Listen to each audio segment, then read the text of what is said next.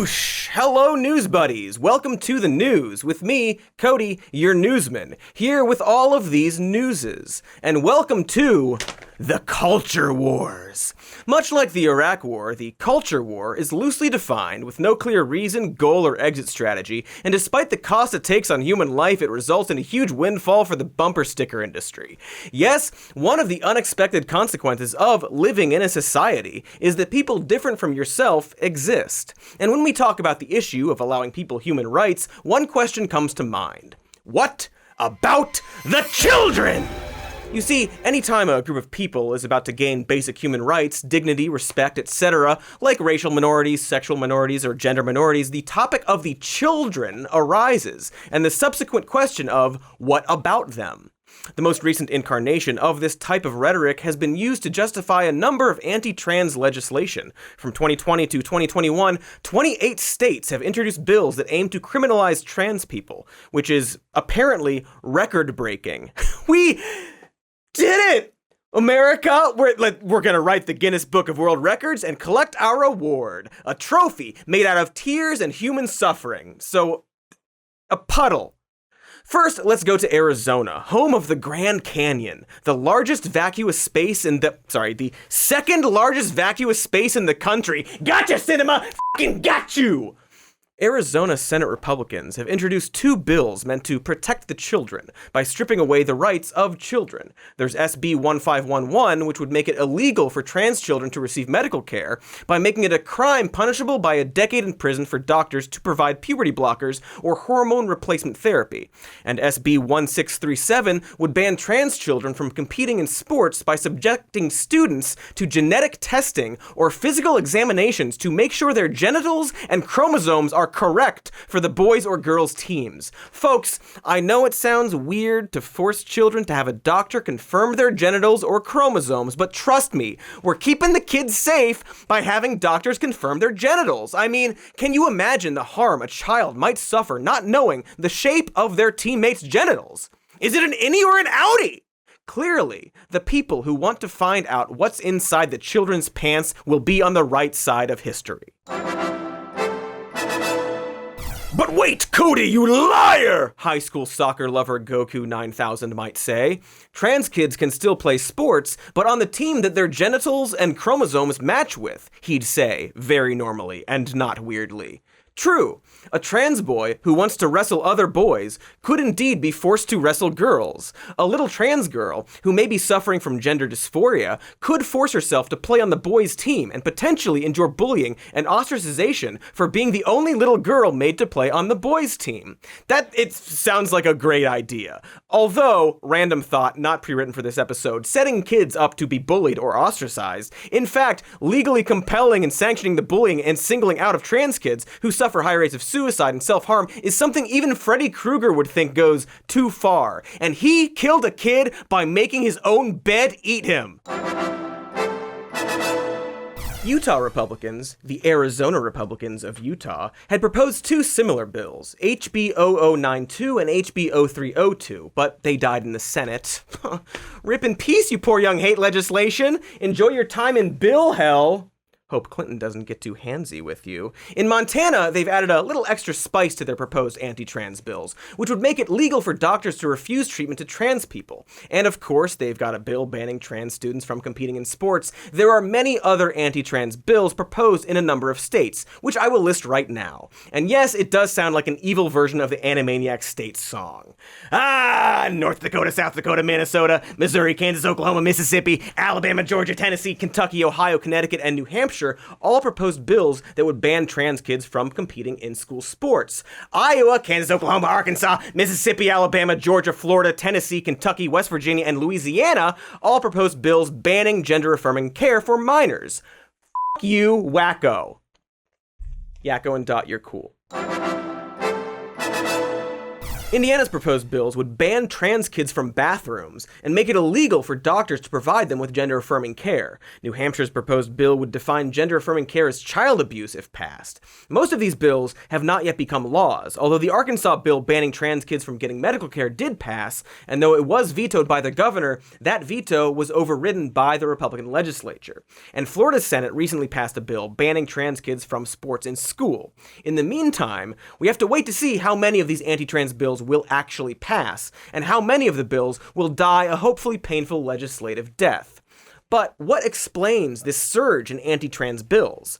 Maybe it's the reframing of transphobia to be about protecting children, and even protecting trans children from themselves. It was not too long ago that bathroom bills were in vogue. From 2016 to 2019, a spate of bathroom bill legislation was proposed to ban trans people from public restrooms. The idea was that trans people in public restrooms would somehow prey on children, an idea that was never based in reality, and seems to have partially fallen out of style, because the scary trans people are going to hurt you by peeing in the stall next to you in public restrooms is rightfully starting to be seen as a ridiculous talking point. The conversation has to now shift to sound more reasonable, like, well, we're just doing it to protect children from themselves. So the goalposts were shifted from protecting children from trans people to protecting trans children from themselves, and or protecting the sacred integrity of the Westfield High Ornery Ocelots kickball team. The right-wing think tank Heritage Foundation held an event in 2019 called Summit on Protecting Children from Sexualization, and it had the stated goal to establish legislation to criminalize doctors that provide sex change operations in children. A prominent attendee of the event, South Dakota Representative Fred Douche, introduced a bill in 2020 that would criminalize medical care for trans kids. Fred Douche was also the architect of one of those anti-trans bathroom bills in 2016. So you can see the bathroom bill to "we're just protecting trans kids from themselves" pipeline in action. South Carolina Representative Caesar McKnight, a Democrat, argued on Tucker Carlson's program of fascist propaganda written by fifth graders that his support for a bill banning gender-affirming medical care for trans kids was out of concern for children. Quote, "Well, I don't hate anyone. What I'm about is protecting children. And I think that in South Carolina, you have to be 18 years old to get a tattoo. So how is it that you can get an irrevocable procedure performed on you at any age during your adolescence? It's ridiculous." The voice is an editorial decision. He doesn't actually sound like that. The new concern about trans people is that doctors, parents, and children are going to make terrible, irreversible decisions about the child's health by getting gender-affirming treatment. In fact, the cover of the 2020 book Irreversible Damage, The Transgender Craze Seducing Our Daughters, seems to imply that the child's entire midsection would be surgically removed. At any age! So some guy said on Tucker Carlson's consistently accurate and fact-checked show. The reality is that the current standard for gender-affirming care for minors does not involve surgery at all. Gender reassignment surgery is basically impossible to obtain under the age of 18, and even hormone replacement therapy typically doesn't start until age 16. Just a reminder, in the US, you can freely make the life-altering, irreversible decision to join the military at age 17 with parental consent and age 18 on your own. But that's okay, actually, because letting teens agree to be shipped off to kill and maybe die is patriotic, whereas allowing teens to make decisions about their own health is terrorism, maybe. So really, the only medical intervention other than therapy that doctors advocate for kids younger than 16 is puberty blockers. Puberty blockers delay puberty, and if the patient changes their mind, puberty blockers can be stopped, and puberty will then take place. This medical intervention can be critical for transgender kids for whom puberty and the development of physical characteristics that conflict with their gender identity can cause gender dysphoria and mental distress. Research has suggested that puberty blockers may decrease rates of depression for trans people. Another study found that of 97 participants who received puberty blockers, not a single one expressed regret.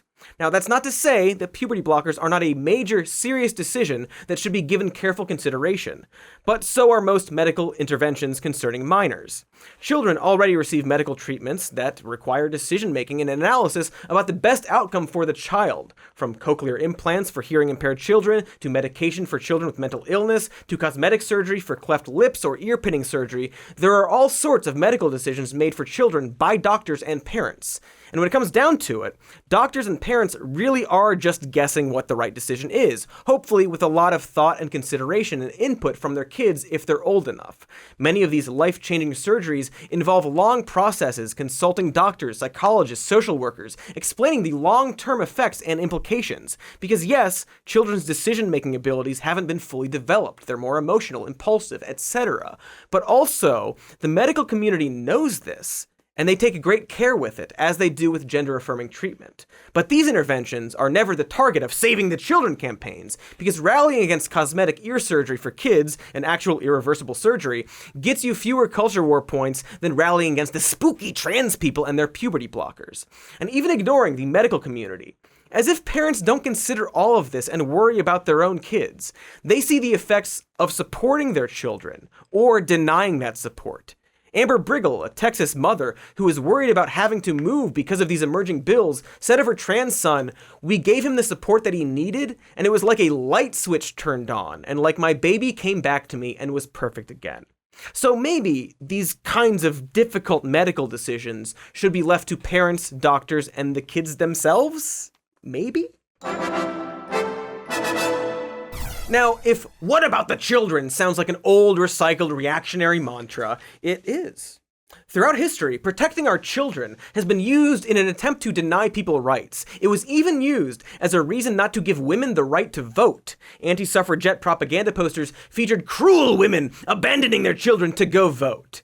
You see, they weren't anti-women, just afraid of what these terrible, wanton witches would do to their family. Even little girls were argued to be victims of the suffragette movement, seen in these propaganda posters weeping over being abandoned by their mothers, daring to take some time from a day to go vote. Even though one might argue that the right to vote as adults would be something good for girls, it was, in fact, framed as something wicked that must be banned for their own good. It's almost uncanny how every civil rights movement is met with pearl clutching about children. Segregationists use this ploy to argue against black people having civil rights. In Alabama, the Boutwell Committee, a segregationist strategy group of the 1950s, released a report that claimed forced integration would cause violence, disorder, and tension for the state and its children. In 1957, 3 years after Brown v. Board of Education was decided, segregation was deemed unconstitutional and schools were forced to integrate. This famous photo is of Little Rock High School in Arkansas, and it depicts 15-year-old Elizabeth Eckhart attempting to exercise her constitutional right to attend the high school, and being met with a mob screaming death threats and racist epithets. Governor of Arkansas, Orville Fauvus, racist, chose to frame this moment as an attack on the poor innocent white girls, pictured here screaming death threats. The article, Bayonets, Brainwashing, and Bathrooms, The Discourse of Race, Gender, and Sexuality in the Desegregation of Little Rock Central High by Phoebe Godfrey, describes Orville Fauvus's rhetoric. He claimed that white schoolgirls were under attack, physically and psychologically, due to integration, and in fact were in danger of being sexually violated. And yes, the anti-integration rhetoric even zeroed in on the high schoolers' bathrooms. The article recounts the reactions Little Rock's white female students had to the presence of the black female students in their bathrooms and dressing rooms. Fears occasioned by the presence of black girls apparently prompted many white girls throughout the year to get medical excuses from gym class showers. Interviews with students at the time revealed that white girl students who take gym have almost as a whole brought notes from their parents to be relieved from taking showers with N-word girls in their class, and many of the girls won't use the restrooms at Central simply because the N-word girls use them. Part of the fear may have stemmed from segregationist propaganda at the time that claimed the white girls would get venereal diseases from the black girls, demonstrating a very racist understanding of both medicine and of how bathrooms work. The segregationist flyers claimed that the uncontested medical opinion is that girls under 14 years of age are highly susceptible to venereal disease if exposed to the germ through seats, towels, books, gym clothes, etc. Now, other than this being clearly medically wrong and very racist, can you imagine losing your virginity to a book? Nerd! Anyway, moral panic about the outsiders using our bathrooms. Where have I heard this before? Oh, right, earlier in the show when I talked about anti-trans bathroom bills. Did no one want to tell me my tie was like this? Like, what the hell? God. Very embarrassing. The point of going through this old history is that A, it's not that old, and B, it's repeating itself forever on a loop like an Ouroboros made out of shit. The first official national anti-gay movement was founded in 1977 and called Save Our Children. And way back in February of 2021, this year, a group called The Promise to America's Children is fighting against the currently proposed Equality Act, which would prohibit discrimination against people based on sexual orientation or gender identity. So, here we are, from anti-suffrage to anti-integration, anti-gay to anti-trans rhetoric. We have come full circle. Yeah. Like that. So what does this mean? How do we actually protect our children? What about our children? Maybe we should ask an actual child. Here's 10-year-old Kai Shapley, who testified in front of the Texas Committee on State Affairs to speak out against a proposed bill that would make it illegal for parents to seek out gender-affirming care for their children. Texas legislators have been attacking me since pre-K. I am in 4th grade now. When it comes to bills that target trans youth, I immediately feel angry. It's been very scary and overwhelming. It makes me sad that some politicians use trans kids like me to get votes from people who hate me just because I exist. 10-year-old girls shouldn't have to sit in front of grown adults who want to take away their rights.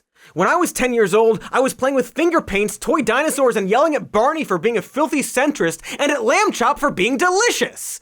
The grim reality is that what about the childrenism can be a smokescreen to hurt kids.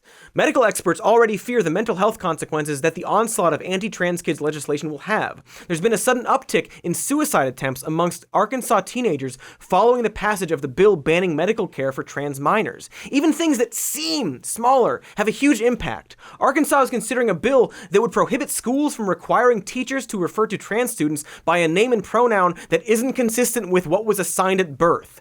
They're trying to criminalize being thoughtful. Think of the children. Cruelty and the denial of rights have a direct, real impact on the mental welfare of people, especially young people. And I want to pause to say that if anyone out there is struggling with suicidal thoughts, please reach out for help. Even if you feel alone, you are not. And there are so many people out there who care about you and people who can talk to you and help you. Please. And if it feels like the show just got a little heavy, that's the reality of what happens with bigoted legislation and propaganda that targets a vulnerable group for abuse. Protect Our Children becomes a way to excuse the bullying and persecution of children. It's rarely motivated by actual concern, but by hate and fear.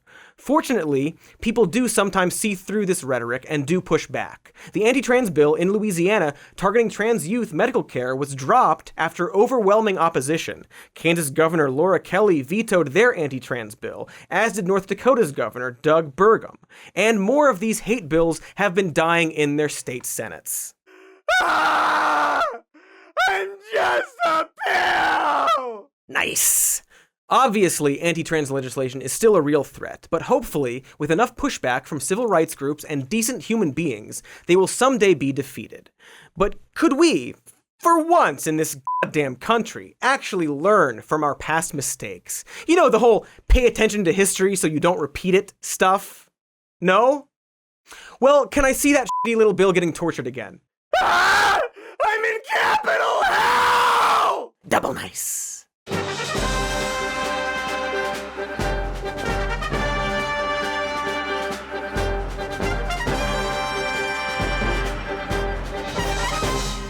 No post-credits joke. End of episode.